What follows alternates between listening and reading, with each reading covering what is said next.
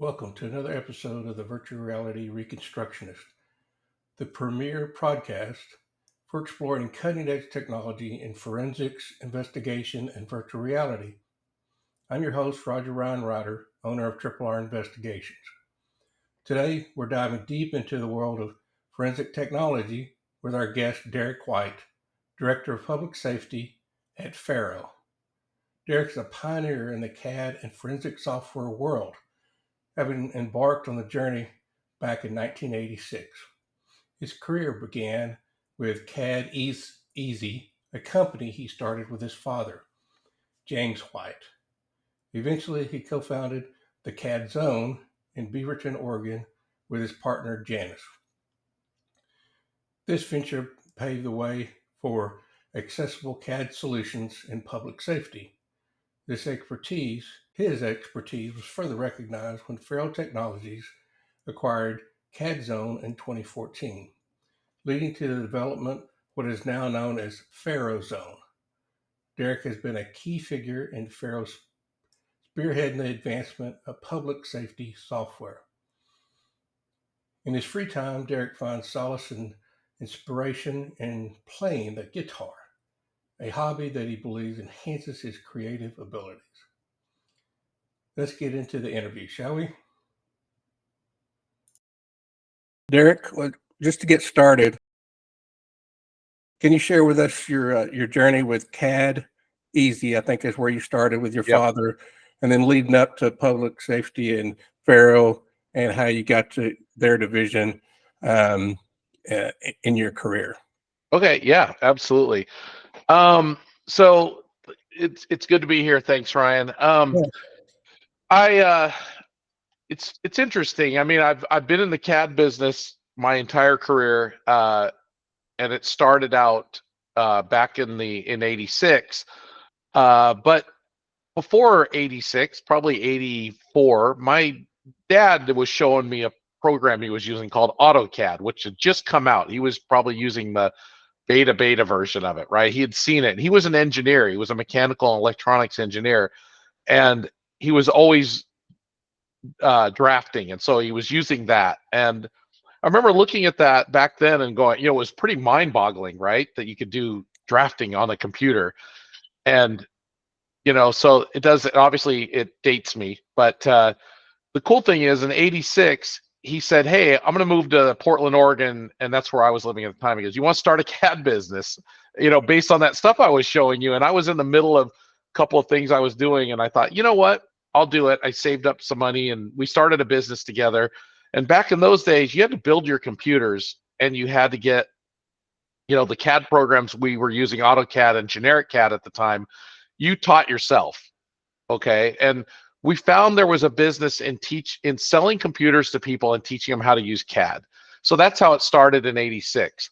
And it didn't take me long of just, pretty much 24/7 doing CAD work, figuring things out, doing work for other companies, and finally deciding we were going to start creating symbol libraries for electronic, architectural symbol libraries, because those were in short supply back in those days. And we were selling these symbol libraries and these different classes of libraries to a company called Generic Software up in Washington. And as that progressed, the program got strong, more powerful, and they had a programming language in it. And I started getting into it and realizing, wow, I'm going to simplify this, because as I was training engineers how to use CAD, I realized even after 5 full days of training, they just weren't quite catching on. And I thought, well, I'm not a very good teacher. It's your first thought. And I realized they're just getting too much information, and they're not really getting focused on their workflow. And so I started designing the menus, and I came up with a menu design that I pretty much could teach anybody to use CAD in about 4 hours. And then they could build up off of that.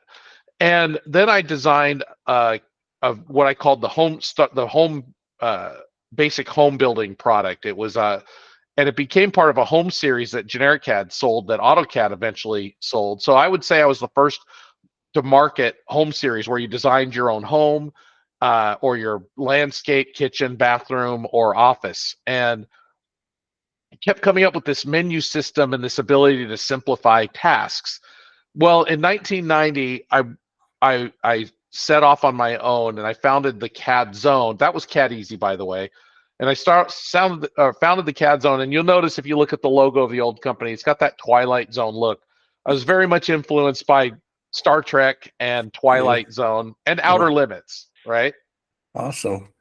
And yeah, so I kind of adopted that whole thing, and you know that the different world now, but back then, you know, our influences were from the television shows, the books, the movies we read, and stuff we learned, and so that was always fascinating to me, and a lot of things came from that. Just kept my my imagination peaked. So Janice, my wife at the time, Janice, started that company, and once we started creating we were creating some products. I was really just doing any kind of work I could find. The Portland Fire Bureau came to my door one day and they said, "Hey, we heard you wrote a book on CAD, and we talked to this company in Washington that said you'd know how to train us." And they had a stack of diagrams, and they put them in front of me, and they were actually using generic CAD to make pre-fire plan diagrams. And I started sifting through it, and they were going, "Yeah, we're learning to use it, but it's hard to teach everybody." And I'm looking at it, and it didn't take me long to realize there was some kind of regularity to their diagrams. Similar symbols, similar layouts, similar few other things, right? And I said, you know, give me some time. I could build a program that would make it really easy to teach your guys this, and it would be very much dedicated to you. Well, the best move I ever made, I think, because we carry on this workflow idea to this day, is Janice and I decided we wanted to do this, but we wanted to really get in the minds of a fireman. So we spent time with firemen. We would go to the station, we would eat with them, we would go on calls with them. I've actually thrown on turnout gear and caught a truck leaving the garage. You could do that back in those days without getting in too much trouble. But we would learn, and so it took 6 months to build FARO Zone, the first program that we did at CAD Zone that was we would sell nationally. And the funny thing was, we came up with this product, and it took us all that time because we wanted it to be just right for them. We made $2,600 for that 6 months with Portland Fire Bureau at the time, because you know we weren't think, you know, it was a different idea, right? And when we got it done, the Captain Ken Burdett, who helped us start this, came to our office one day and he said, "You guys should really sell this nationally. Every fire department needs to do this." We didn't have internet at the time, right? So we didn't know a lot about it. And I actually wasn't quite sure. Is this the right thing to do? Even though, you know, it makes sense now. And Janice said, "No, we are absolutely need to do that." And I'm going to admit to something. I'm the CAD Zone guy. We created the Fire Zone, Insurance Zone, Crime Zone, Crash Zone, and now we're FARO Zone. And I go, "What do we name this thing?" And he looked at me and he goes, "You dummy, it's gonna be the Fire Zone." And I remember laughing. We laughed so hard because to this day, if I ever talk to Ken, he always reminds me he came up with the name, and that started that. So I think I'm very clever, but I'm really irritated that that wasn't my idea. Yeah. So long story short, we bootstrapped our business, and it moved into crash reconstruction, and we learned a lot about crash reconstructions from our customers. And we would go to trade shows. That's how we got noticed, and we'd get in magazines. And we got into insurance, pre-fire planning and post-incident planning, loss control insurance diagramming, and then crime and crash scene diagramming. And we started getting into being data agnostic, and I'll show you a little more of that in the evolution here. But when we finally got into the point cloud side of things, we developed some really great tools for working in the point cloud. And in 2014, we were acquired by FARO Technologies, and soon after, Eris, which was my competitor at the time, got acquired by FARO. So you can see that was a lot of fun. So we had two distinct products. We had CAD Zone, which was the Crime Zone, Crash Zone, Fire Zone products, and then we had the Eris Reality product. And Eris really had the knack of having that gamification to it. It looked like a game. It looked really cool. Good graphics, good grips for doing things, but it lacked what the CAD Zone products had, which was more of the CAD-esque accuracy, precision, and I think we had a better layout. But you couldn't deny there was split audiences. One wanted one or one wanted the other. So that I was put in charge of the two groups, and I brought the two groups together, and we formed a bond, and we had two choices. We keep moving forward at FARO with CAD Zone products or Aris products, or we develop something from scratch. Well, I knew we were never going to grow and continue the legacy of either product if we didn't start from scratch. And luckily, I have the best team of developers. They're all specialists in their own right. And one of our guys, Paul, who was with Aris, had built multiple engines. And so we created FARO Zone, which was the amalgamation of the two products. But we started from scratch, and we tried to take the best of both and then get even better. So I know I probably went a little too long with that, but go ahead. Sorry. No, you got a great point there. And I'm really excited that y'all, decided to start over. A lot of folks don't do that. They want to force two good things and make it better, right? Instead of let's just sit here and figure out what makes them better.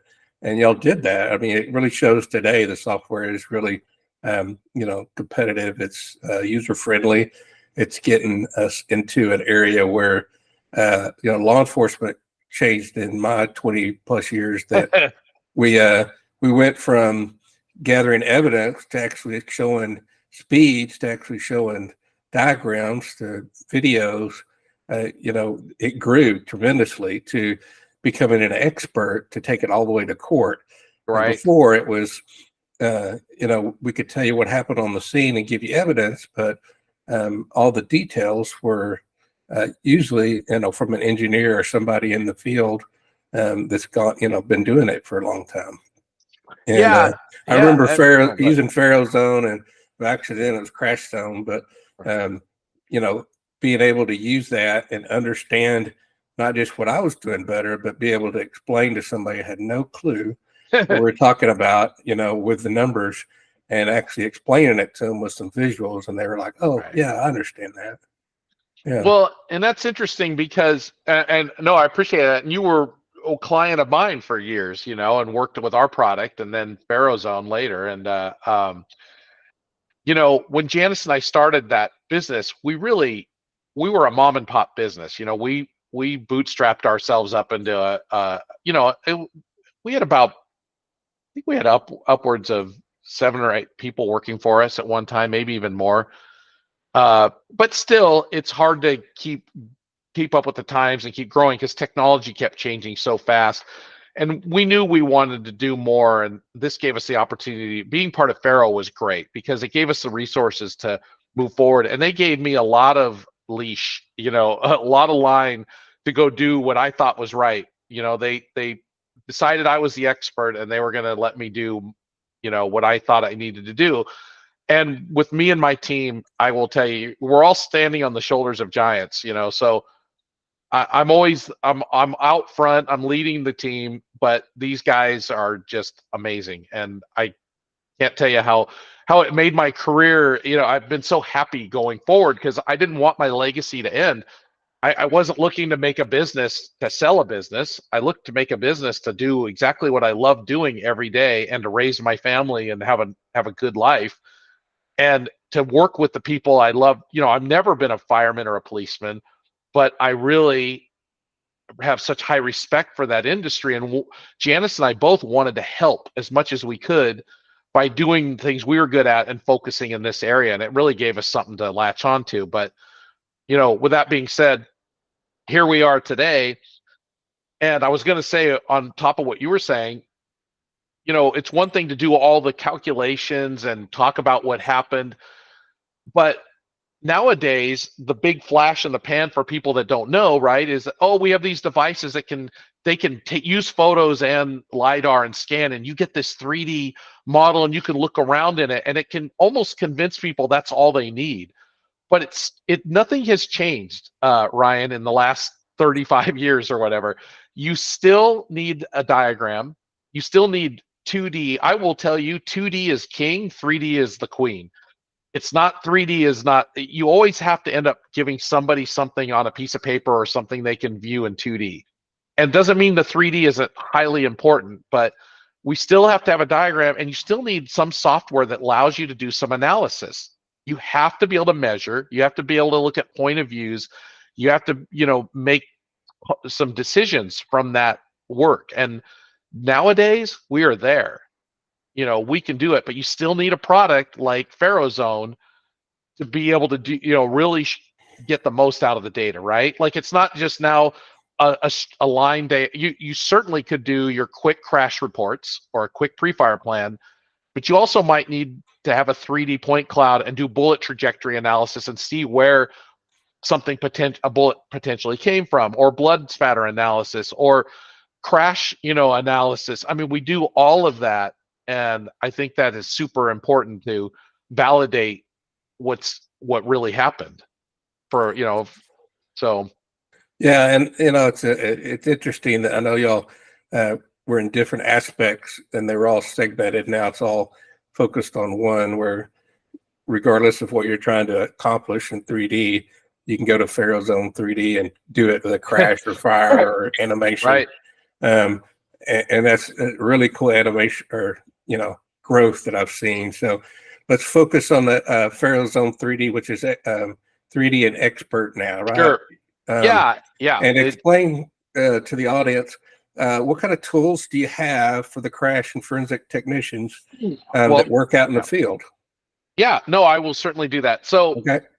Really, we always have to think about everything, right? We have to think about what is the solution for our customers, and it's data to delivery is what I would call the overall workflow, okay? So where does that data come from, right? It came from hand measurements, and it still could. Total station was the next big thing. Scan data, photo data, photogram data from photogrammetry, EDR data now. So your people out in the crash field we're pulling data out of the black boxes out of these cars, and we're able to insert that into Zone and create animations from it. So you can recreate what happened based on the recorded data in the car. And that's something that's coming out, Ryan, that, we've had this EDR tool in Zone for a few years now. We're going to be releasing something in a few weeks where it makes it easy just to automatically pull the data off the page from the PDF of the report and put it in there. We're going to be showing that. So processing that data, creating the data preparation. But once you have that data and you've got it into the Zone and maybe you've processed it in our photogrammetry tool to turn photos into a point cloud, or you have hand measurements or whatever, you get that data in there. What are you going to do with it? Well, you can draw. You can do 2D and 3D diagramming if you want to make, a drawing for a printout. You can annotations big, right? Text, dimensions, placards, labels, and then of course analysis. And we have we have tools in Zone for doing critical speed analysis just by clicking on a curve that you traced over from data you collected in the field, or doing momentum analysis, speed from crush analysis. And we're currently working on our unique volumetric crush tool that's going to be out soon. You're going to want to see. And of course, your standard dimensioning or just point of view analysis. Look at what did things look like? Where a witness said they were standing? Could they have seen something happen from that position? Well, in the past, you had to draw everything in 3D to do a point of view, put trees and buildings in based on measurements. Well, with point clouds, scanning data and having 3D point clouds, you're essentially generating the entire 3D environment so you can see whether someone could see through a wall or not, right? Yeah. And then it goes to the next level. Well, we've done all this reconstruction work. Why don't we create an animation? And, with so we can animate vehicles, bodies, do collisions, synchronize collisions. There's do bullet and explode, do bullet animations, and we've even now have a tool called Mass Zone, which is really it's a prediction modeling tool. Now we call it prediction. There's simulation and prediction.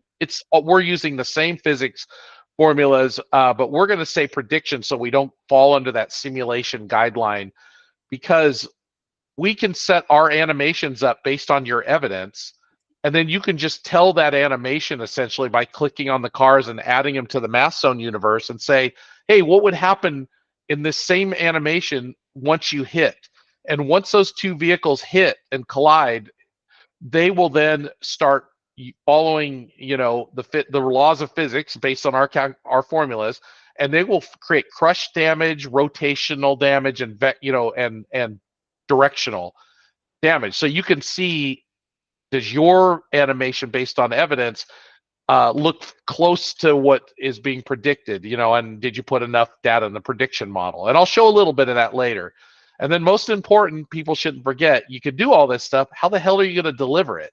You could print it out on a piece of paper. You could save images to a PDF.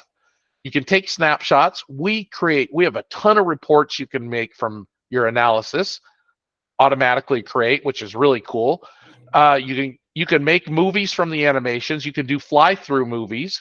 And we have Zone to Go, which will pack all this stuff up and create it in such a way you can share it with somebody where they can kind of move around the diagram and look at attached data.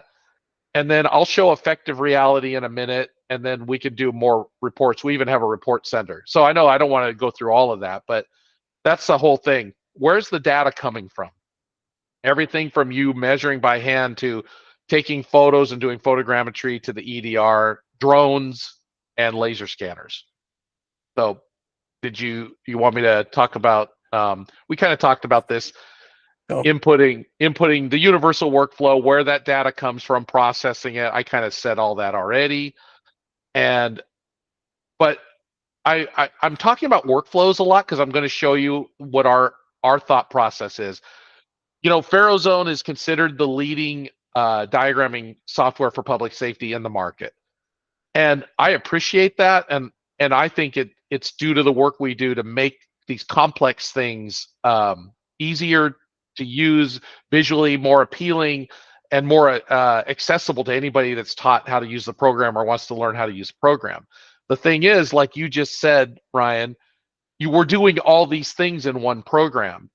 So, it's not a one-trick pony, right? So if you just step into the program new, what are you doing? Like, what's your workflow?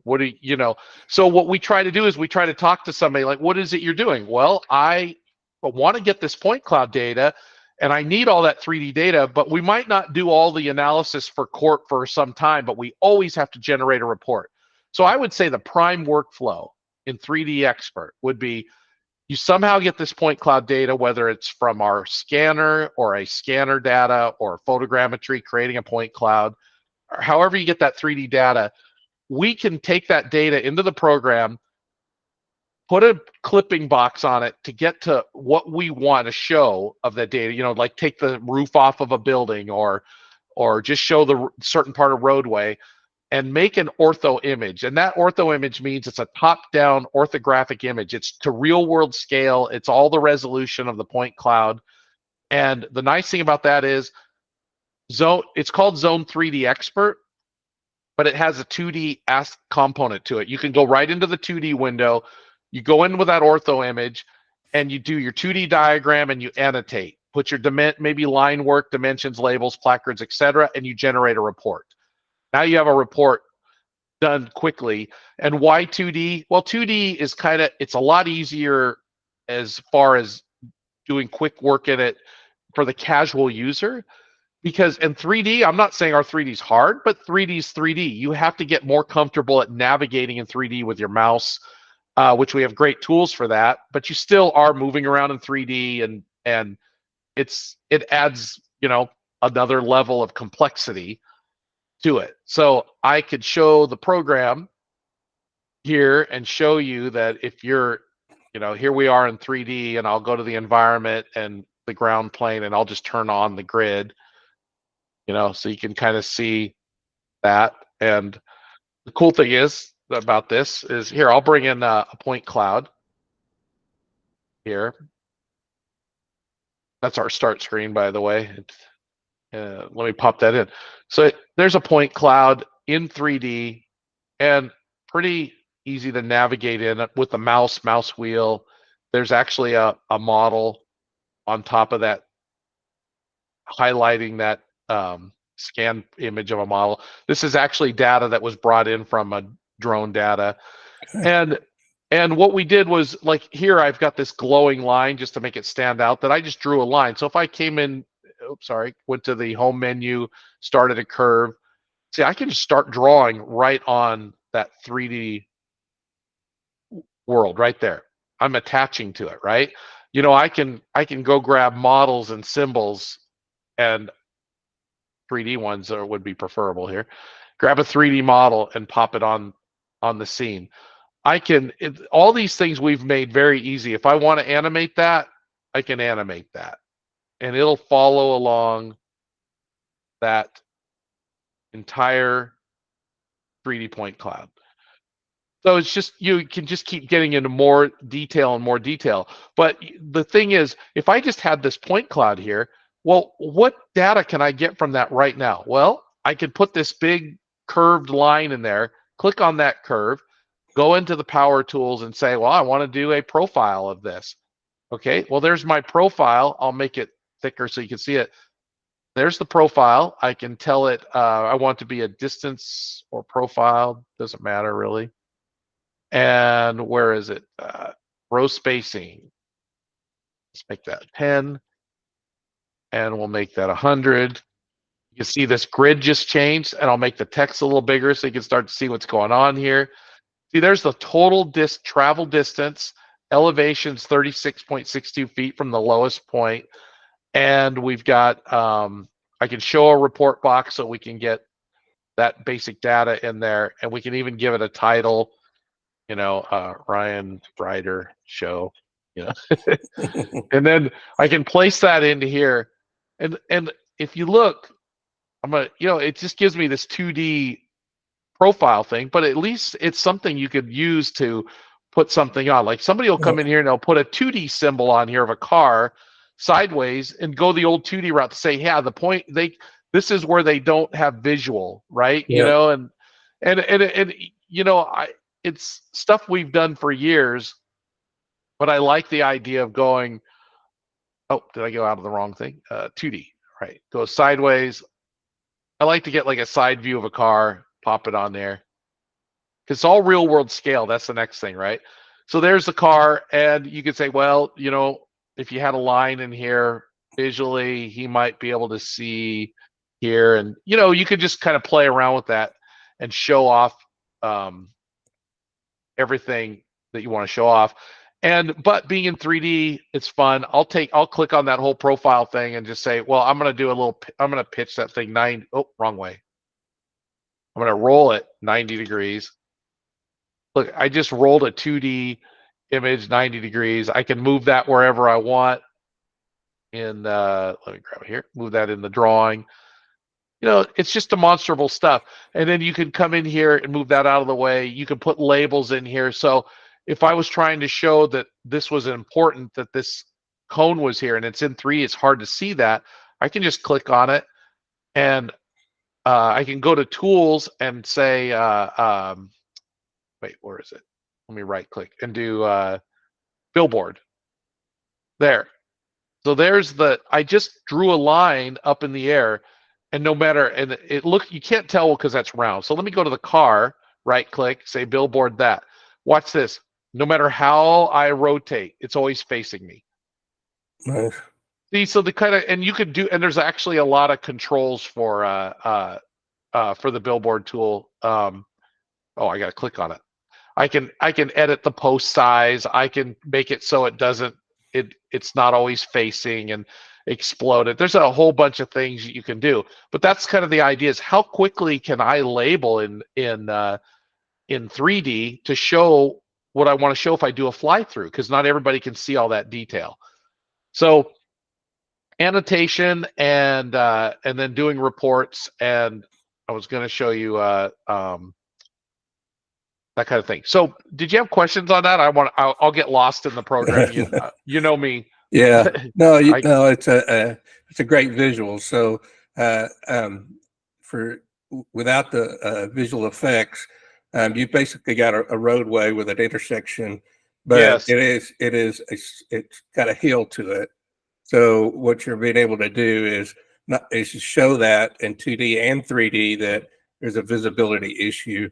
right. They end up it's hard to see that person coming out into that roadway, Yeah, and you end up with a crash. So it's a great example of what it's doing for the crash industry, yeah. because that's one. Being in Texas, I don't get a lot of hills like that, but No, I know I've used it, and it makes sense to people when they see an animation like that, and it's speed oriented, right? yes. So Oh, of people course. don't understand. You're on a 45-mile-an-hour roadway, so he's going twice the speed. Yep. They're up in the 90s. People don't register that's really fast, and they get there really quick.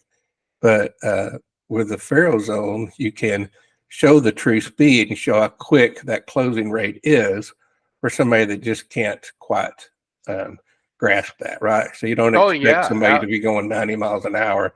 And we have a No. lot of crashes, death investigations that they end up that way, unfortunately, because people don't expect them to be going that fast when they pull out in front of them. Yeah. No. And it's like, the scenarios you can show, and even like just pulling a body in, and then telling it, I want that body walking, uh, steady, and it's going, the body, he's walking, let's say 3 miles an hour, just to make him, and you hit play. So you got that body, like you said, and you've got that. Then you say, well, like you said, this is a 35 mile an hour road. It's got a barrier in front of it, and you get some knucklehead that's, oops, we're not allowed to say knucklehead, are we? But you get somebody That's that's accurate. yeah, exactly, tearing up the road here, and they're not paying attention, and maybe you can tell, maybe you saw that there was a scuff mark or a skid mark, or they saw it at the last minute and they tried to get out of the way here, and then they went off the road. And I can click on that car, and I could have done it while I was placing it. uh did that animate right? Oh, I kind of jumped in there. Oh, it's because I got this line in here. I snapped to the line, I think. But if I click on that, like you said, we have these tools, right? Look at that car's going 30. Well, maybe he's going, 56, and we just keep maybe 56, 56, and we can set the speed to whatever we want, and then keep it at, maybe he slows down when he stops, and I close that so I can run that animation, and you can see that car going up there. Oh, and he sees that guy, and maybe it would be this guy was down here a little faster. I don't know, like that. And but once he saw that guy, he kind of lost control here. And watch this. They just go like that, right? And then come out here, and oh, that was the last one. Okay, so he starts getting a little crazy, and then we run that animation. He's oh, sorry, I got out of the way. There, he's sliding a little bit right there. And I can So, adjust him to fit on there. And then we could have him rolling over from if I clicked here and I said, well, click on that again and do a roll of, I don't know, 180. Let's see what happens. And he comes up in here. Comes up. Oh, there he goes. oops. Yep. And we can adjust it. But I'm just fooling around, right? And then messing Mm-hmm. around. But it's easy to nudge these things and get everything the way you want it. But especially if you have evidence and you can position vehicle-based position, right? I know he was here because of this. There, I raise him up a little better. And what was I gonna say? So yeah, I know what I was going to show you. So we talk about looking at this in 3D. You're still looking at a lot, right? There's a lot of information going on here. So sometimes you just need to show somebody that's what it looks like in 2D. He was here to here to here, but now we don't have our point cloud in 2D. So some people want to see that point cloud in 2D, right? So I would just go in here and I go to my point cloud tools, and I'll just drop in here, I'll zoom out a little bit. I'm just going to draw a box, kind of box around this thing like that. So I just get it kind of close. So once I have that box in here, I can elevate him, and I'm going to hide him from the outside. I want to see what's in. This is what I want to see on the inside, like that. Maybe I'll trim him up a little bit here, a little bit there. And then I can say, well, I want to set up to make a 2D viewpoint cloud display. And it's going to come up in here like this. Oh, and I got to give it a project name. I'll just go test. Let's see, is that going to let me do it? Yep, I want to replace it. And it should be processing it. Sometimes there we go.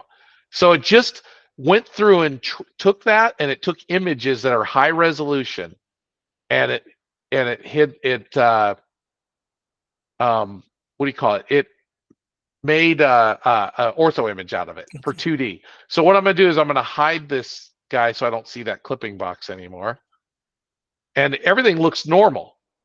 You don't see anything till I go into 2D. Nice. There you go. Yeah. I have this high res. Look at that. Look how good that is too, really. So you could so if you wanted to come in here and just work off of this and say, even though I did all this in 3D, I can still come in here and adjust that, move that thing around, move that stuff around. That was that other image. Yeah. And you can hide layers, but you still see your thing in here, this guy here, and you can go in there and do a print, and you could save a PDF out of that, go to landscape, might look better. You can add a form. Where's Power Tools, go to my forms, and maybe you have this like rectangular form where you put your case number in, but I just grabbed the simple form. If you go to forms, there's a ton of different police type forms in here, plus you can make your own and make it. And when you make these, you make it so they will fit around. Like if I pick this form here, watch, it fits this big form in here, but you only have that much room for the diagram. So I'll do a form in here. Like I like this because it's landscape. So I'm gonna do that form.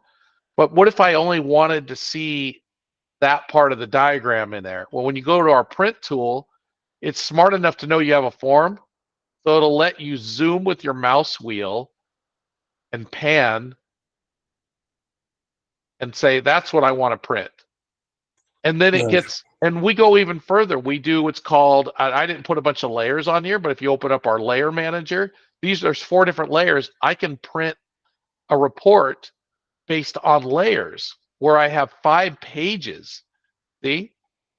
Breaks it all apart.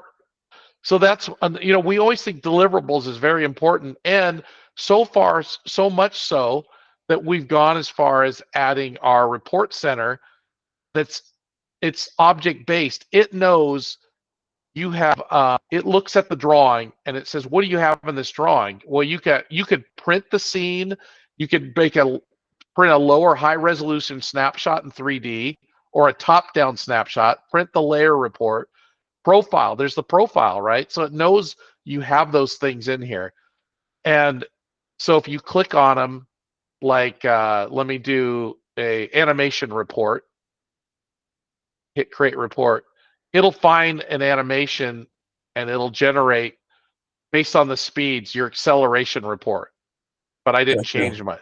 So it helps you find print form. It helps you find those things if you don't know where they are. There's that form print. So I'll show you a little bit more of that. But let me show you on that print since we went all the way to that.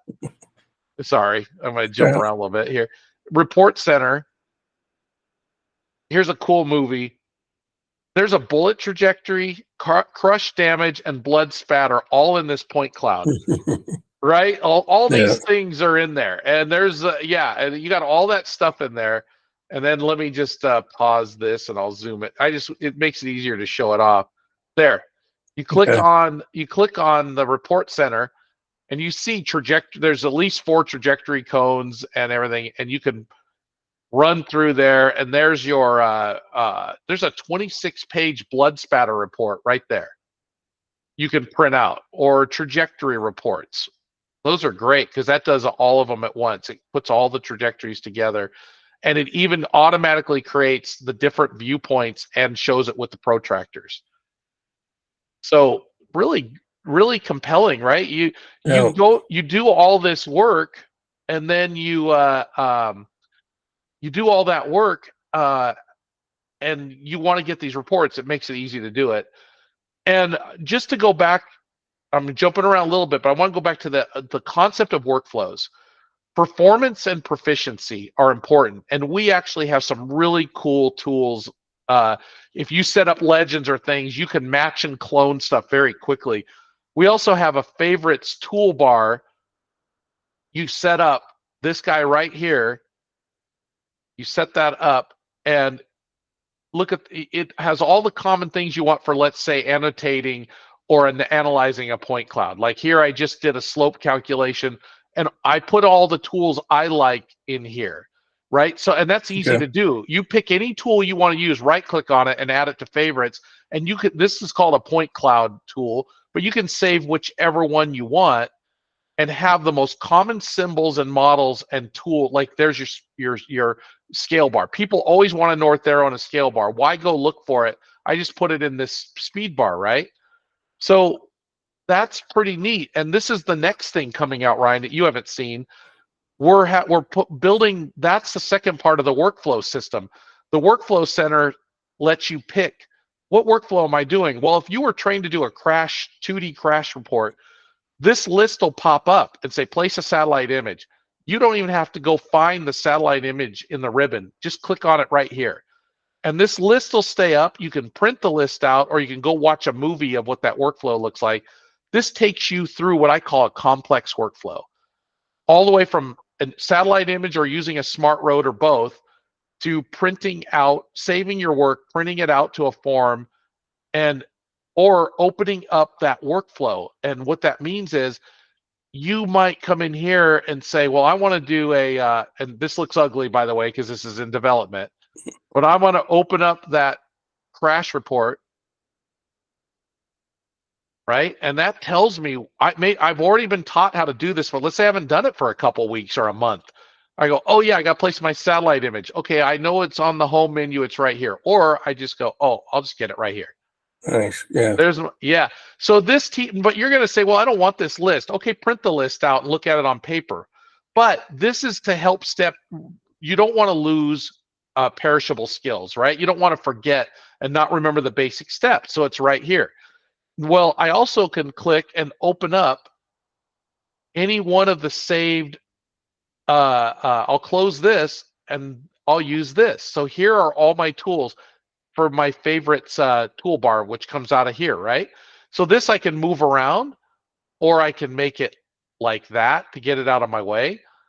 But what it does is it kind of gives you oh yeah, there's my intersection tool, okay? Or, oh no, I want this guy right here. There's my area here, or here's the picture I want, right? Well, that's funny, didn't bring it up because we're on, there we go. So you can place your satellite image. Here's my layer manager.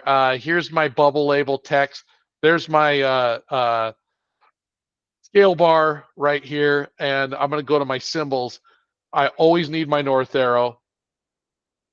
And I always want, I'm going to show this car. And there's my you get the idea. And then I even like to save my own legends in here, what I call a little legend. These are the line types, let's say, I'm always using. Well, instead of having to, if I want to draw a line and I want to turn that line into a railroad track, real easy to do. I come down here and I go, oh, turn it into a railroad track. Or I want it to be more of a simplified railroad track like that, right?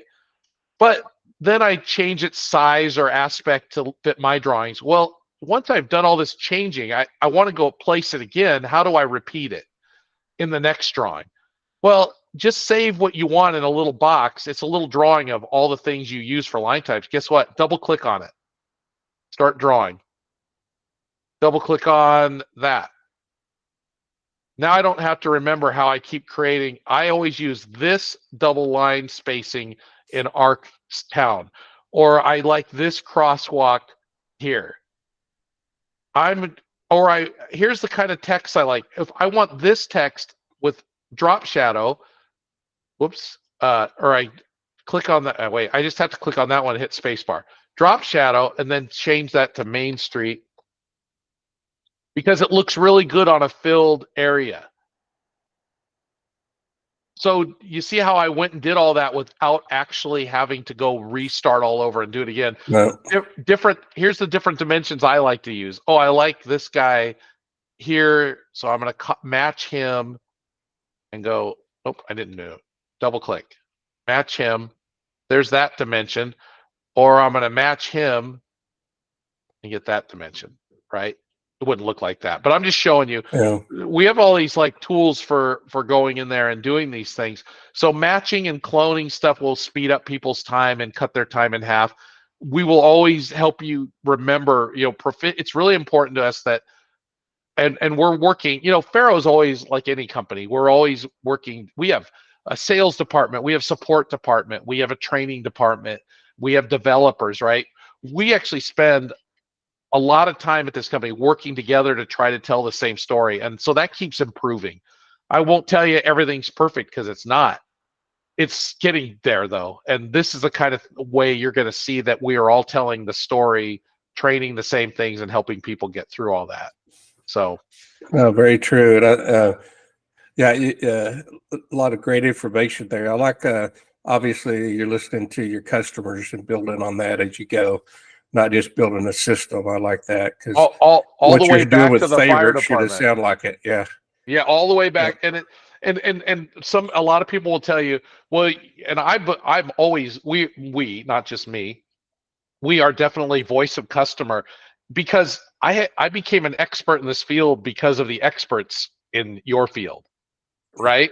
Yeah. And it's but the thing is, not you or your peers in your group don't always know how a tool should be built or what is a good tool, right? Like, in other words, you could tell me this is what I do, but you couldn't tell me how to design the program to do something because you might not know what we can do. And we might not know. And I'm trying to, Elliot, how do I say this? It's like, our job is to have some imagination and creativity to create tools that help you do what you want.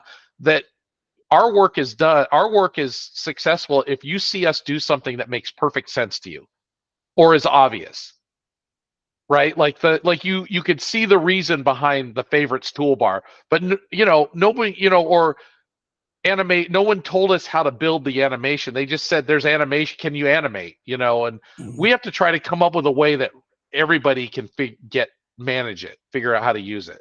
So yeah, I know you're doing a great job. I'll tell you on the crash stuff. Early on, yep. How long is the profile? The profile tool been? Gosh, I think I put the profile tool in Crash Zone 15 years ago, maybe. Okay. I can't remember. That's about right because it was fairly new. But we had a gas tanker roll over full of gas and explode. And one of the keys there was the ditch that he went into caught all his tires. But by the time the fluid transferred to the other side of the trailer, it flipped him. Yeah. So the whole thing there was showing that profile of that ditch and how deep it was and quick it happened, with just that one little single profile and showing it was incredible because people could look at that and go, "Oh, I can understand that." Because even with pictures, you can't see that little dip with a full 18-wheeler. Yeah, exactly. So you can see it's a drainage ditch and it's not very deep, but it was deep enough to get the tires down lower. And then once that gas transferred, it flipped the truck. So great tool there. I'm using FARO Zone at the police academy now. So when I teach crash investigations, all my scenarios, we go out and I basically put cars there and say, here's this crash and explain it to them and they have to work it, right? Yeah. When we get back in class, I actually create a video with FARO Zone to show them what we just described out there first couple of times, so they can start, their brain starts clicking in and, oh, how did that happen? It's been very good, because the other side of that was, if we ever get any bad weather, we can't go out there, I can recreate those scenes off those videos from FARO Zone that I've recreated, those incidents off the roadway, just like what you're doing, Right. identical to at the academy, like they would be out there, but they stay dry in the classroom. So fantastic tools, a lot of different applications. And I know forensic wise, the shot trajectory, just a big asset. I just went to talk to some guys in San Marcos, where they had officer involved shooting. The bullet trajectory tool, Yeah. right? And it was in a hallway, like a 6-foot hallway. It was kind of, obviously, tell we're pretty confined space, but they had the scan. They just like, how do we use this to show what happened and show other officers what happened? Because they did a really good job. So I helped them with cool. FARO Zone to show how to do those trajectories, where the shots came from, how they matched up with the statements. You could tell they were shooting and trying to obtain cover and that kind of stuff. So it was very good visuals with the trajectory cones and understanding that. And they're like, man, this is so.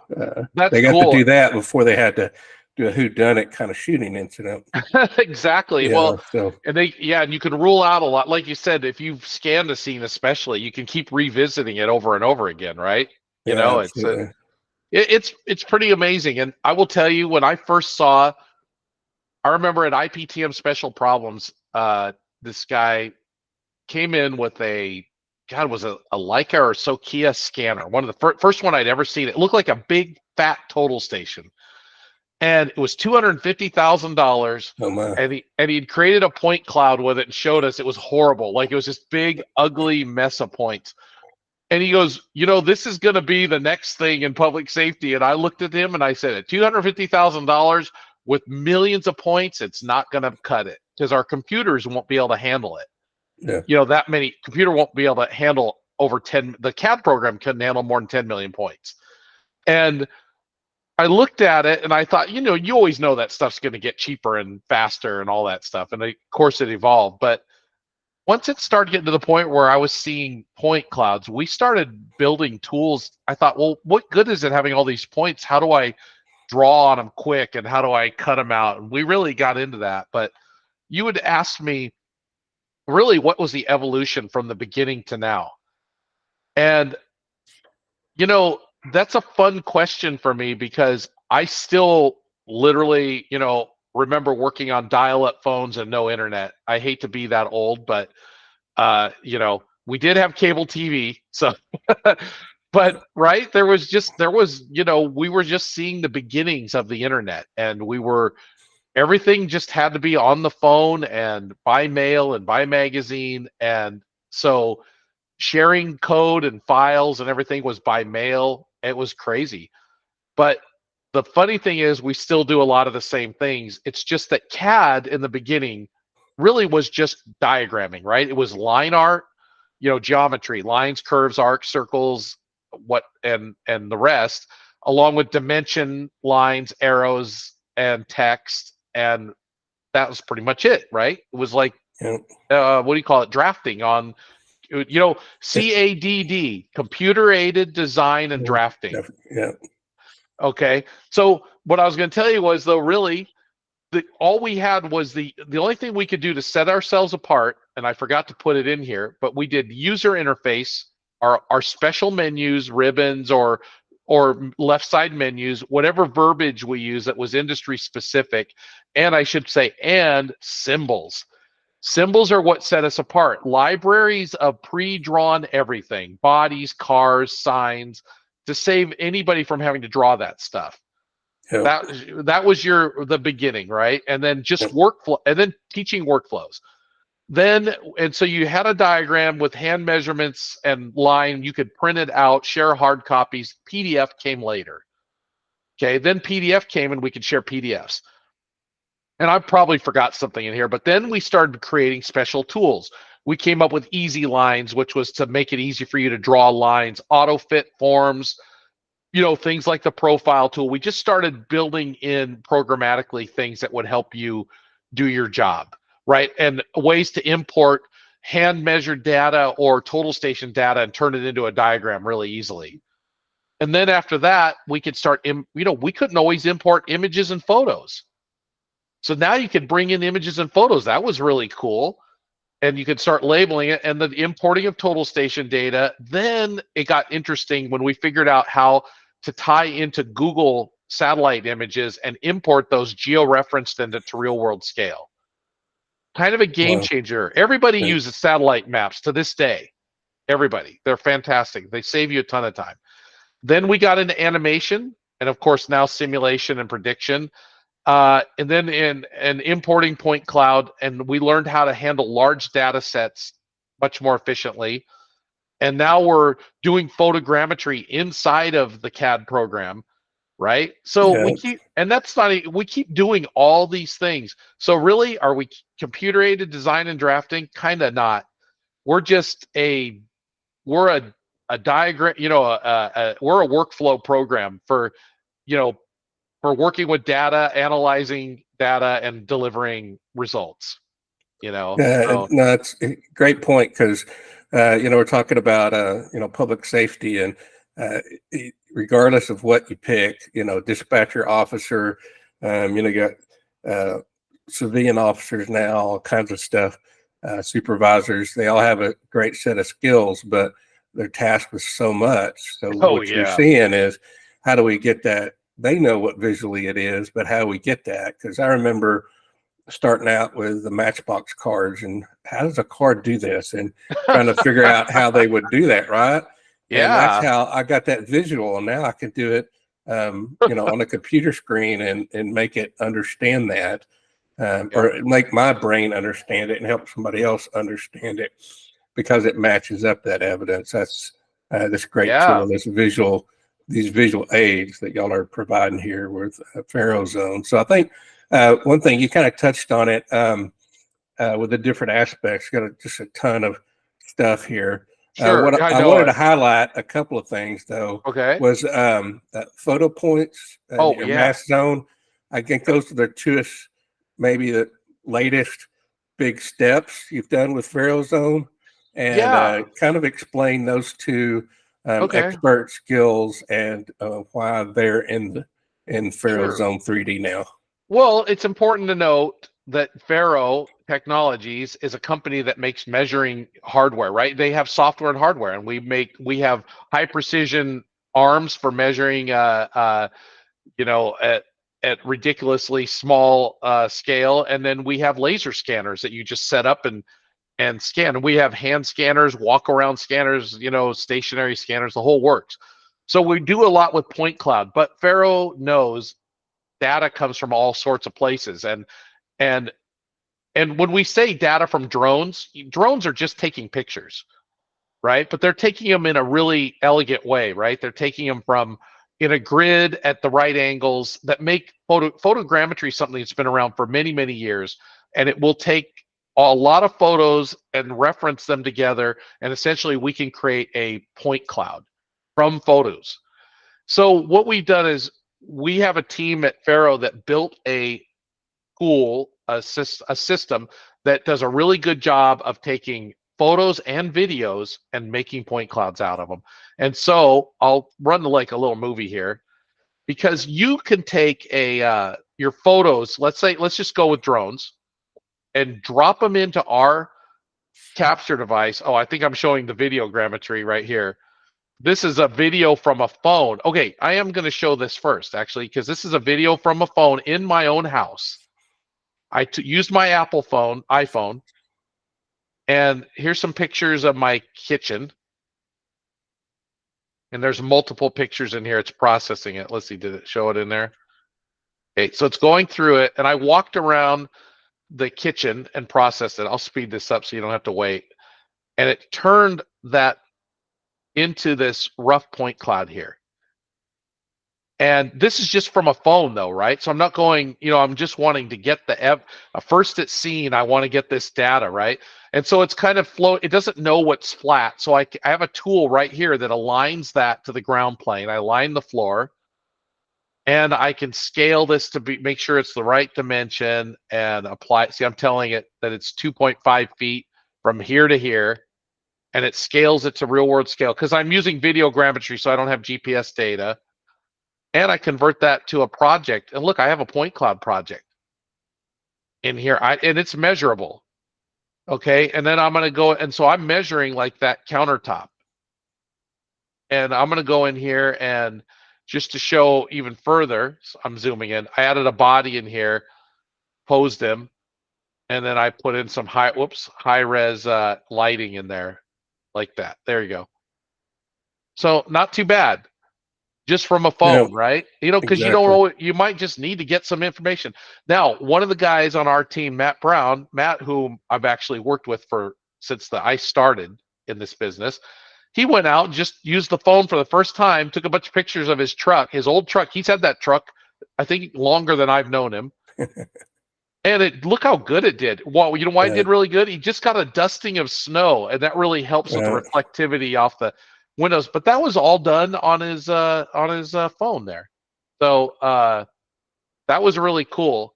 And like I said, we get full on stuff from photo points. The drone stuff is fantastic. You get roadways and everything. I was just showing you the functionality of it. And then Mass Zone,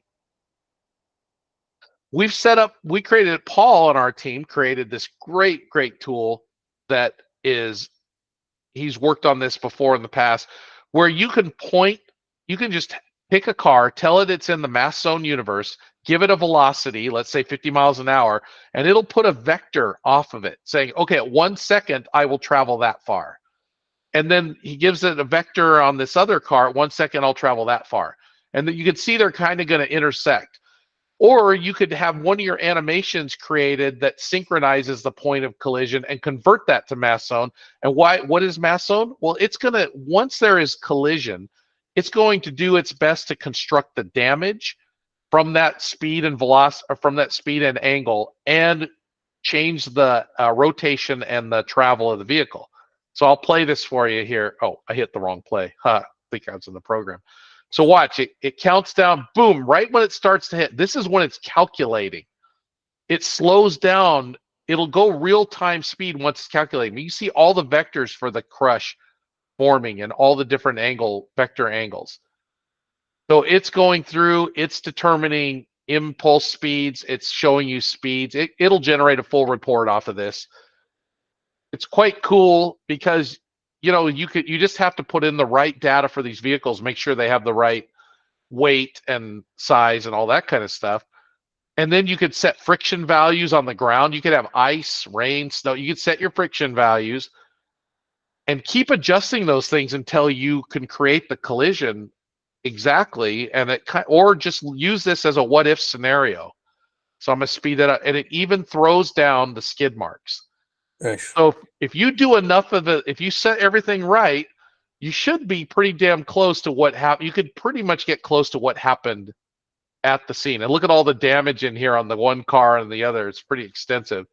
So it does its best to predict. It's not, and then once you have it, it shows you the angles, and you can see it real time from any angle. You can even put yourself inside the vehicle. And you can even, and you can do multiple vehicles too. And the cool thing is you can even have rear view mirrors and stuff show up. Look at that.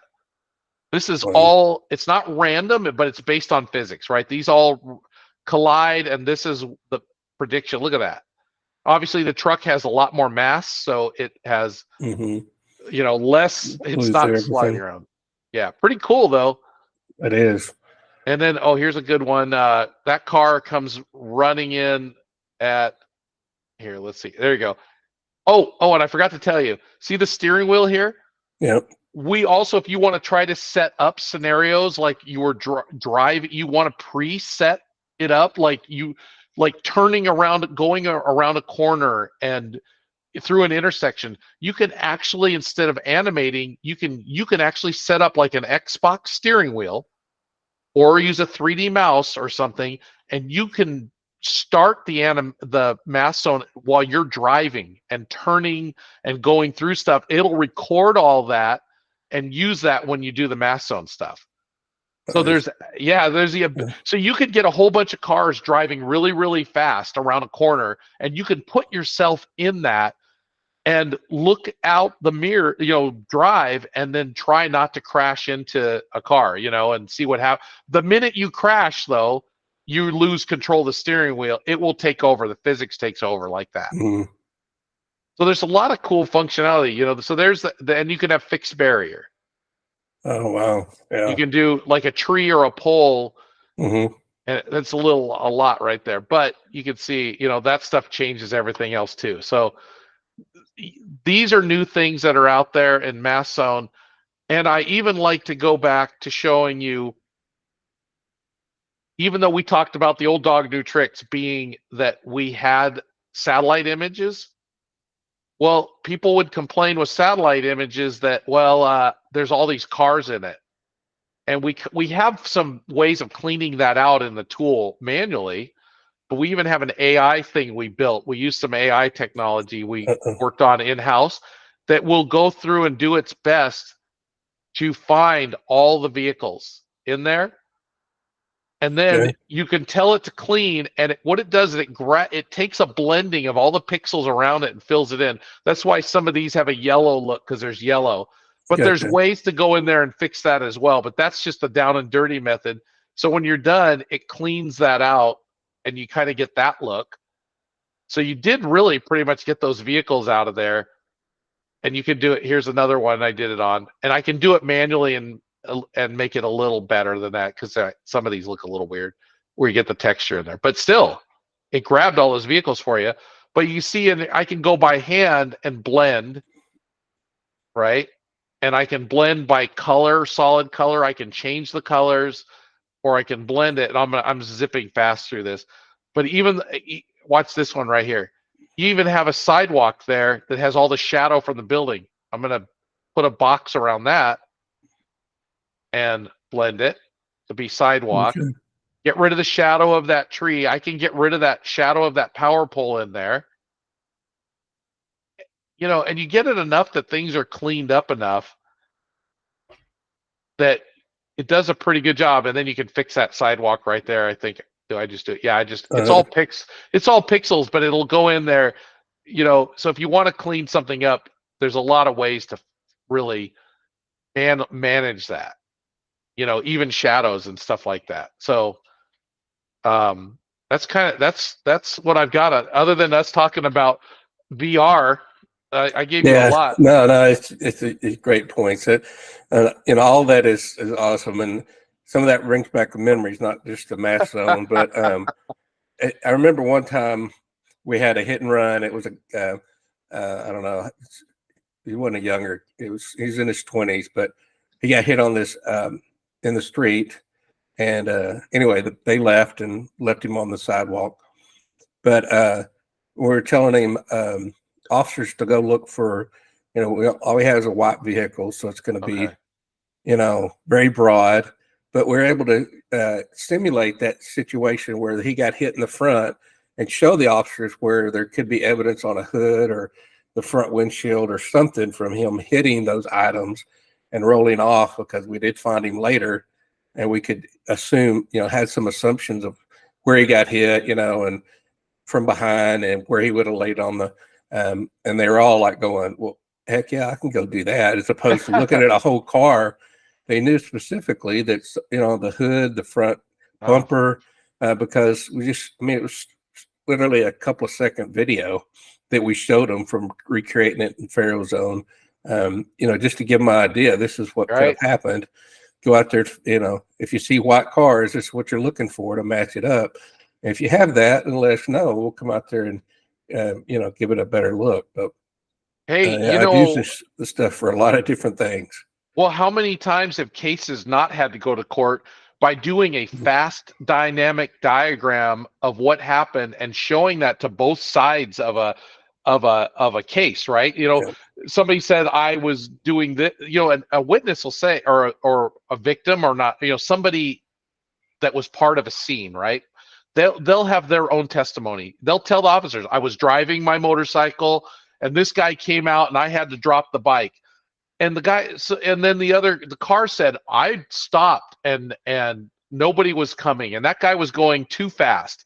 Well, I've had an officer pull up the Google map, show where the guy on the motorcycle said he was when he came down the road and how far he slid on that bike, and showing the car coming out. He did this all quickly in an afternoon, did some basic calculations, and he showed the motorcyclist was going way too fast. But the other guy didn't stop long enough, right? It was one of those things, but they were able to sell. They didn't even go to court because the DA or whatever, or the attorneys, they're looking at it and going, we're just going to settle on this one, or we're not going to go any further, or, right? You know what I mean, right? You've seen that probably. Yeah, there's a lot of evidence in car crashes these days, and a lot of them get pled out quite a bit, especially after they're worked, and especially if somebody's dead because of it.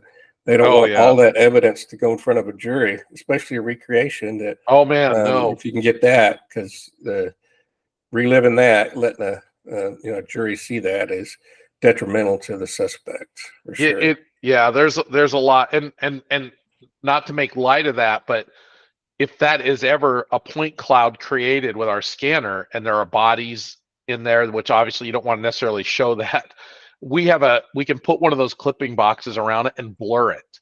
Awesome. Yeah, which is helpful. Yeah, it's a good one. So I know you're going to end up doing a lot of editing on this one, but I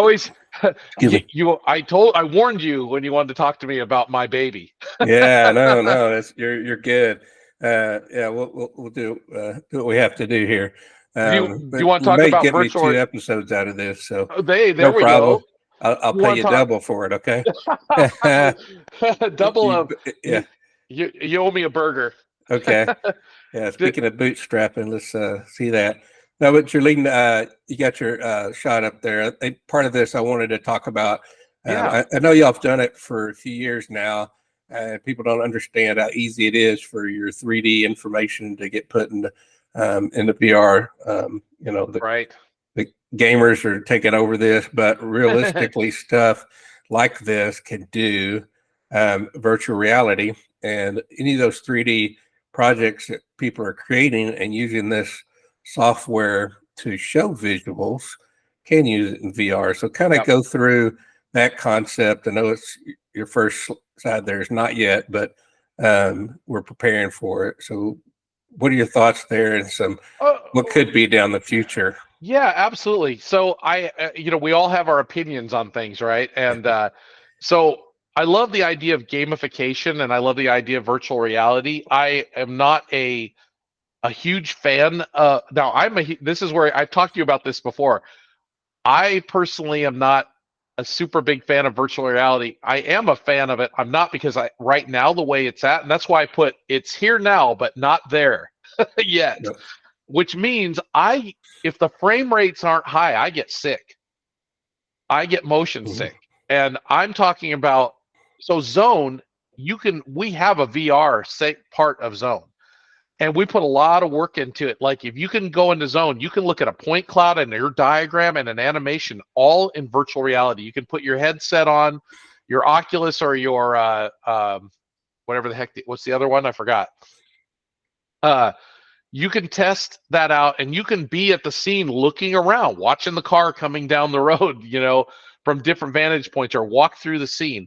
We can do that. We even went as far as working on a way to set it up so you could manipulate objects, collect evidence and stuff, so we could set up training scenarios.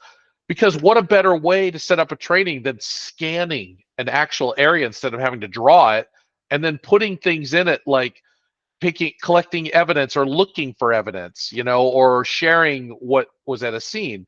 So we have that in Zone. It is possible, and it's really cool. What I would say, though, is, for me personally, I'm good for 10 minutes in it, and I better be out of it, right? Yeah. Because that's just me. I think 50% of the world is that way. I'm not sure, but you can explore and interact. You can immerse yourself training. You can explain. It's one more way, like you said, to help somebody understand what something could have looked like from a certain vantage point. And so I'm not being negative about it. I'm just saying there's lots to be, it's not magic. There's a lot going on with virtual reality, and it still requires hardware when it comes to stuff at our level with point clouds and stuff. It's not like you're going to put on one of those cardboard VR sets with your phone in it and start doing CAD work in it, right? Or doing 3D point clouds. Not yet. Yep. But we got a lot of cool stuff going on in there, but where I want to see it go is where, like, if you want to be in court with this and you want the jury to put on a headset, well, everybody has to have a computer. Like, it doesn't, it's not really you don't have a mainframe in there and hooking all this stuff up. So I know that's going to come and everything's going to happen. But what I'd want to see this get to, not saying it couldn't be done in some way, shape, or form at a high cost. I want it to be democratized, and I know it will be, hopefully in our lifetime, where you put on a headset and you can follow a leader. You could follow somebody through a case. You could walk me through a homicide or a collision. And then we could talk about it. We could work on it. We could look at it. Maybe we could even take measurements and do some analysis, right while we're in there. And I want to get to the point where not only are you sharing that with somebody, you're teaching people. Maybe you teach them how to do stuff, how to do 6-point crush, or whatever. So I know it's going to get there. I think everybody should keep their eye on it. I think if you get a chance, people should dip their toes into that pool and start playing around with it. Augmented reality, can't wait to see what that's going to be like when I have to wear glasses all the time now. I want to wear my glasses and start taking pictures and doing bullet trajectory analysis with them, right? Go. Yep.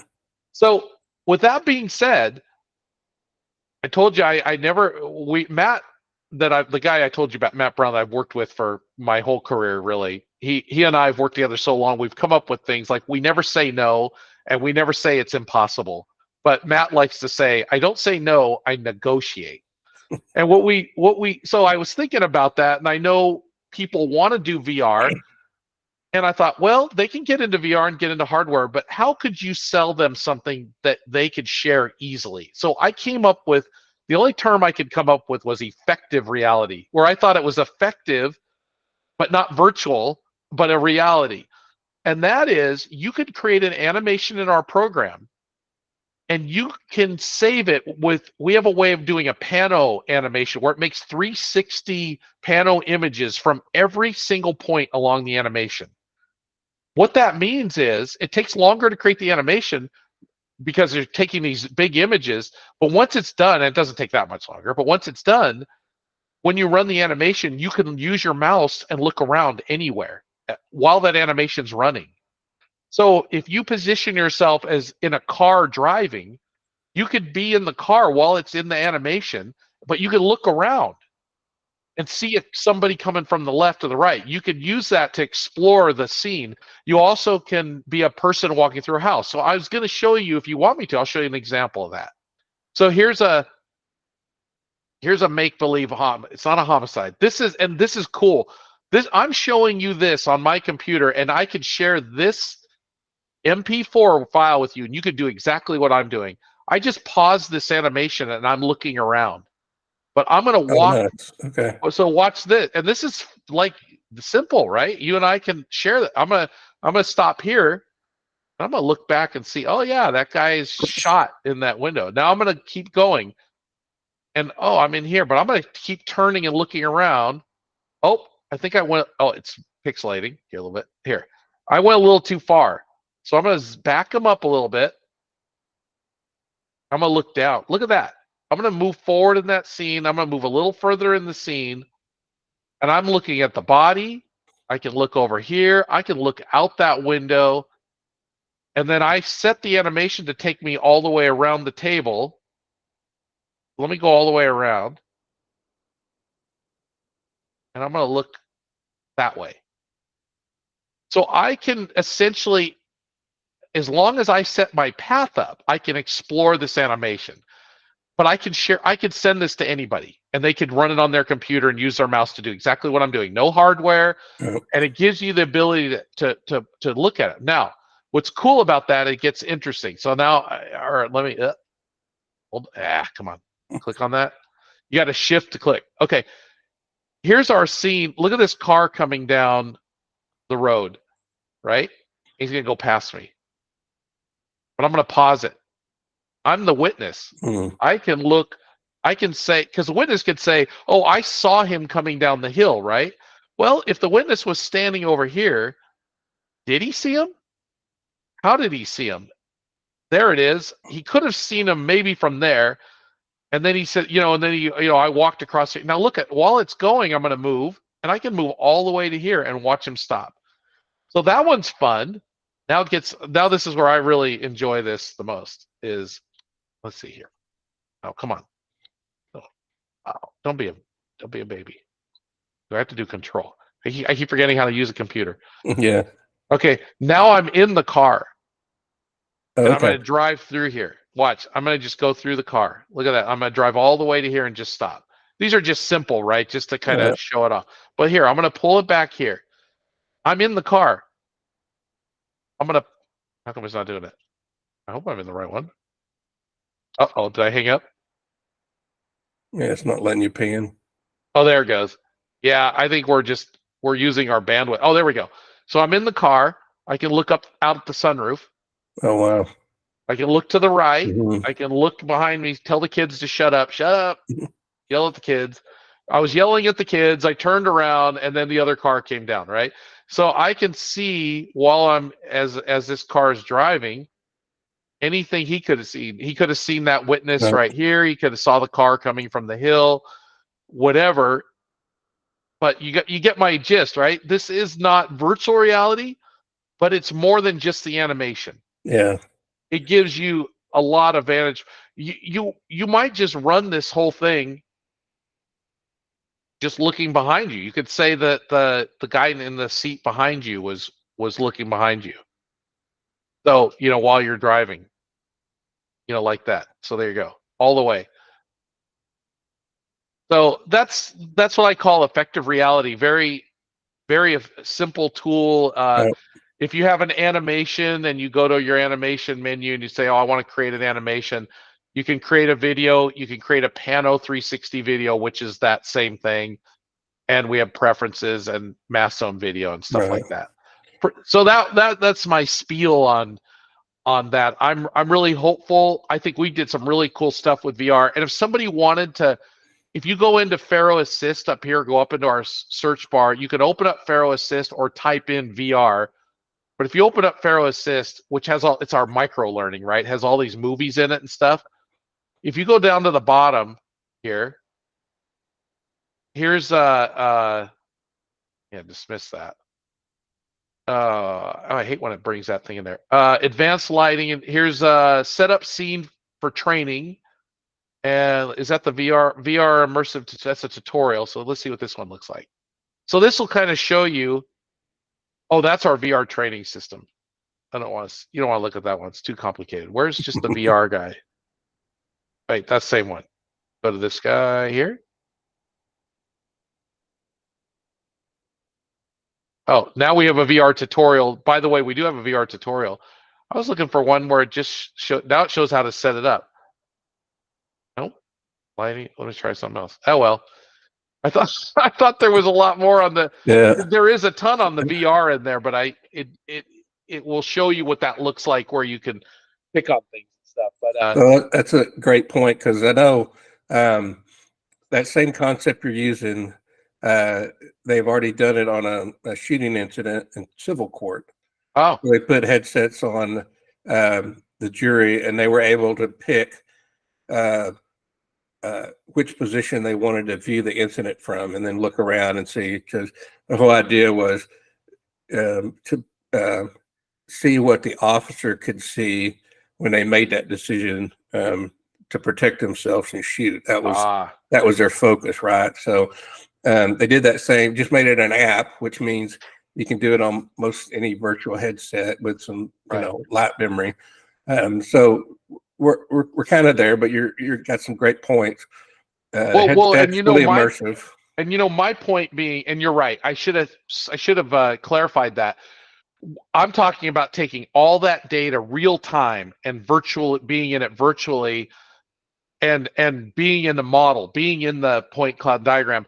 Now and using point clouds. Now it's a different scenario if there's virtual reality where you do training, where you have rooms set up with objects that are, mapped out, and Yep. that entire scenario is built around that, or somebody geometrically builds a scenario and puts you in it. That's a different scenario. You're pre-building virtual reality things and then moving through them, where we're doing ours with live data and editable data. So yeah, there is a difference, right? So it's there, but the way I guess the way I was hoping to see it is, you could go out with a scanner, or not, or just use draw on top of a Google map or something, and create a scenario and then be in virtual reality in it, which you can do, and then set up trainings of real places. Like, I thought my little idea kind of hoped, like, let's say you had a homicide took place in New York, and what if you had a specialist in Seattle, Washington? What if they could create the scene in VR, with a scanner, and have all the evidence there, and then share that, like, with the guy in Seattle. He walks through it with the other guy in New York, and and the guy said, "Did you look here? Did you look under there?" I mean, and then once you've done that and you have all that data, what if you use it as a teaching tool later? You Yeah. know, because the FBI, I've been in a training with the FBI many years ago, where they took copious amounts of photos and led you through photo by photo of a scene, and you were trying to recognize what was in the scene, and it was real homicide. And I gotta tell you, I've seen some gruesome things. There's some stuff that I was like, and it shocked me how long it took my brain to recognize it. But it's a teaching moment, right? Yeah. So No, yeah, you got a great point. It's and this, like we're talking earlier about the shooting incident that the agency called me on. They were not looking at this as an oh crap moment. They were looking at it. Their idea was, how can we make sure everybody understands how well this was taken care of, and how the de-escalation skills, how they took cover, how they interacted with them. And when push come to shove, why they make that decision. But they wanted the visuals, to show somebody that, hey, if you're standing right here, so they had they positive, but learning thing like you're talking about. Take a real incident that happened. We know all the elements, right? Because we went there and looked at it. We don't have to get any privacy info. We can recreate that or use that data and work people through it to work it afterwards, or be the officer there. Whatever the situation is. I appreciate that, and I did a kind of, I took my daughter on one of her birthdays years ago to one of those simulation ranges, where you could fire, and we went through one of those things where somebody would pop out, and and that and it's shocking. Like, I almost don't. I don't want to have a gun in my hand. I mean, because I'm too willing when they pop out just start shooting, because we're video gamified, right? And I think people outside of this industry have to realize how important training is, and I'd see it as the same as flying a jet. You should be in a flight simulator or flying the space shuttle. How many hours do they put in flying in a simulator? They don't get a lot of time chances to go fly the space shuttle, do they? They got to get in the simulator and have every scenario thrown at them. I mean, it's like anything else. Muscle memory is everything, right? Yeah. And it's just cool. the experience, and that virtual status of, guess what? You can go through it and you can screw it up.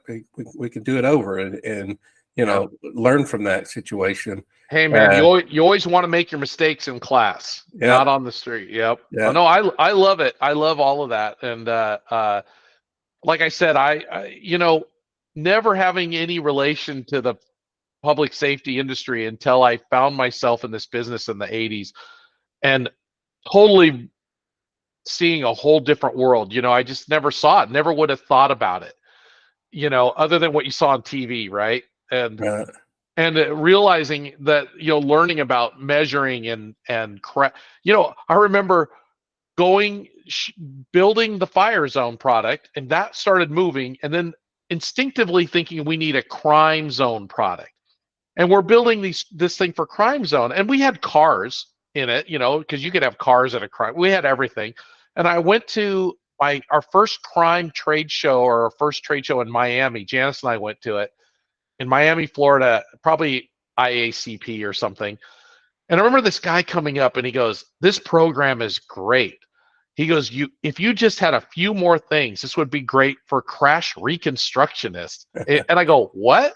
What? He goes, "Do you know what a crash well, first of all, do you know there's no such thing as the word reconstructionist? It never Yeah. shows up when you type it out. You always get an error in word. Pisses me off. 30 some odd years of I hate typing that word. But I couldn't even remember it. I'm so used to it now, but I go, crash recon, what is that? He said, "Let me tell you." I think he might have said, "Let me tell you, son, there's a lot more crashes out there than there are homicides." And I go, what an aha moment, right? Right. Yeah. And we, so I can tell you, we with all the products over the years, fire, insurance, crash, crime, and a few others, I mean, really, it's really the crash reconstruction side of things and the crash reporting that has the most volume. And the other ones have a lot too, but and we see a lot more with the crime stuff now that we have really great tools for blood spatter analysis and bullet trajectory. Right. And they, of course, also they intermingle, right? Obviously, you could have a homicide, vehicle homicide, and a few others, but and they always did intermingle. I just remember those. I love looking back at those days, just being a complete noob, Yeah. but knowing CAD and knowing how to simplify it and knowing how, and I think that's important for the next generation after, everybody in this industry. Just sit down with the people in the industry and find out what they need from you, and try to get them there. Yeah, it's a good point. I mean, like you said, you see a lot of things in your software that you've asked that question and obviously listened. I'm sure there's a lot of good stuff that y'all created on your own, but I have to say that you're definitely on board with what's needed and what helps. We got. I think that's the big thing that I learned about going from Crash Zone to FARO Zone was that it's a great visual tool. We can't always articulate some of the things, but I can do in a 5-second video to explain something to somebody. And we don't. And I guess the backside is we don't use it for simple things. It's always something dynamic. If you talk to people, you kind of. If it's a simple crash and you try to give them a bunch of videos and stuff, they like, I can understand that. Why are you doing that to me? It's the crazy ones, right? Like flip and turn and visibility. They can't go, what? But you put them in a car to show, look, until this point, you don't even see that car. Yeah. And there you go, oh. And and being able to, and then being able to just calculate speed from skid and distance and work on some of that stuff, because someone could say, okay, I could see how it happened, but why did he lose control here? Well, that's called critical speed, and we can tell you it could have happened, and all based on how we did it by hand in the past.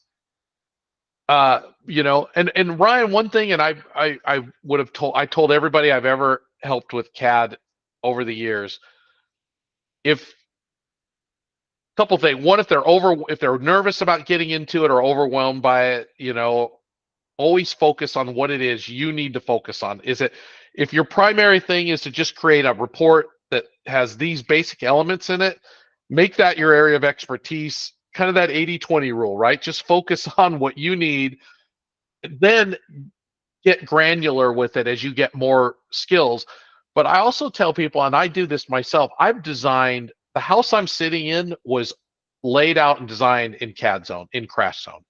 Nice. And 25 years ago. when it was designed 26 years ago. Yeah. Every bit of this, when I moved up here full time to this house, it was a kind of a vacation home. Now I live in it. And when my wife and I moved up here 3 years ago, we didn't know where we're going to put stuff. I took the layout, put it in 3D, made it 3D as quickly as I could, and measured our furniture and was able to position it and make sure we had room to walk around, made sure the garage was set up so I could get everything in it I needed. And even when we had an idea of what we wanted to change in a room, remodel, added that so we could walk through it in 3D and see what it would look like and how would it feel like, and put a couple of bodies in there. All I'm saying is all that stuff I did without getting too heavy in detail, just for spatial relation. And when we moved up, we literally had a map of, yeah, that stuff goes here, that goes here. And I can tell you, it was spot on. Everything fit and felt exactly like we knew it would. And it saved us tons of time. A couple hours of messing around, sharing with the wife, and making sure it was going to look right and be good. And I don't know. I guess I always like to explain stuff away. So I like CAD. So what I was getting at though is I use CAD. I've made greeting cards with CAD. I've made anniversary cards in the CAD program. You get in a pinch. Oh shoot, I forgot it's my anniversary. I'll draw one out, make it, put a picture in there, print it out. Maps. I think it's a tool you can do so much in, and it doesn't have to be a crime or a crash or whatever. Sometimes just use it. I use it for all kinds of stuff. Sometimes I do stuff in it I probably shouldn't be doing in it because it's easier to do it somewhere else. Right. Well, you're familiar with that. We years ago we were offered a basement of a retail facility, and they basically said we don't use it. If you clear it out, it's all yours for training. So as law enforcement, we're like, yeah, we can do this because we could do, searches. We could do all kinds of good stuff with it. So after the offer, within a couple of days, assistant chief goes knocking on my door and says, hey, can you go measure this and lay out this? And he had a, drawing of what he wanted, a shoot house and all this, and tell me if it'll fit. And guess what I used? I used the crash zone for that. Sweet. And okay. Yeah, we were able to, and the same thing. It was like plenty of room, no problem. Yeah. So, to convince city council and everything to sign off on us using it, it's, still a liability for training, but make it fit, and work with the public and be out there was an interesting concept. But yeah, we used crash zone, but it was all measured to scale. So we knew exactly how much space we had and what we could use. It worked out really well. Yeah, it's and I know we've talked about this a long time, but when we had our office in Beaverton, Oregon, we moved it we actually had our original office in our house. We had a big office, an 800 square foot spot above a 3-car garage, 6 people working in it, fully set up. It was awesome, but a little noisy because of no rooms, right? Mm-hmm. So we finally got an office building many years ago, 25 years ago or whatever, and in Beaverton, and it was a weird layout. So Janice and I went in and measured it all out, made a floor plan of it, and we took it used to be a dentist's office, so it had little like stalls in it, and we made our offices in there, and we already knew the sizes of all our desks and chairs.